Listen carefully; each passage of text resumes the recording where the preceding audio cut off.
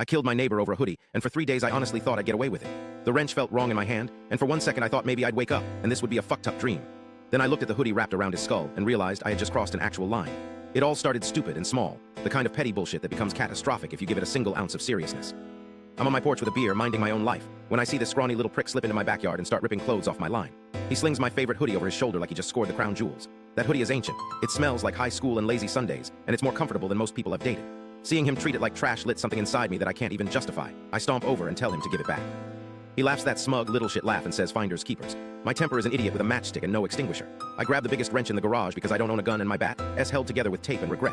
We shove, he swings a pathetic half punch and I lose it. There's a sick crack, then him hitting the mailbox, then the awful silence where sound drains out and the world stops pretending this is a movie. He's not moving. For a second I'm that moron in a horror flick thinking the victim, playing dead.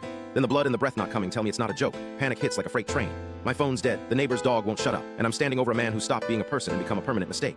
Coward logic takes over. I drag him into the hedges because I can't face people seeing what I did. I shove the hoodie into my jacket because I cannot fathom leaving it behind. I patch the tear with duct tape because priorities in my brain are completely broken. I fumble for 911, and my hands are shaking so hard the phone slips out and skitters into the gutter. I think about calling my mom and then don't because shame weighs more than anything. For 3 days I live in a fog of adrenaline and stupid, fragile hope, checking local news, sleeping with lights on, imagining versions of me that walk away and call the cops. I tell myself I was defending property, that it was an accident, that nothing about this is permanent. I try to scrub the image of his face from my brain and fail. I wash the wrench in the sink over and over until the water turns cold and useless. I wear the hoodie like a talisman and a confession at once. Then someone who saw the whole fight finally talks. Cops show up with hard eyes and paper already printed. They pull back the hedges and find him and then they pull me apart like a cheap toy. The cuffs are cold and inevitable. I try to lie, try to spin it into heat stroke or a freak accident, but the sounds of the crack and the mailbox and the blood are hard evidence even if memory stutters. Court is fluorescent lights and stale coffee, and a legal system that chews you up slower than you expect. Manslaughter, second degree, intent debated like anatomy. My lawyer paces, my mom cries in a way that makes my guts twist, and the judge says words that feel like a verdict against the person I used to be. There's no glorious last scene, no righteous revenge or cinematic closure. There's a locker where the hoodie sits now, frayed and stupidly sacred, and every time I close my eyes I hear the hollow thud of his skull on metal. I sleep like shit, wake like shit, and spend long hours wondering how something so worthless as a sweatshirt became the hill I died on morally.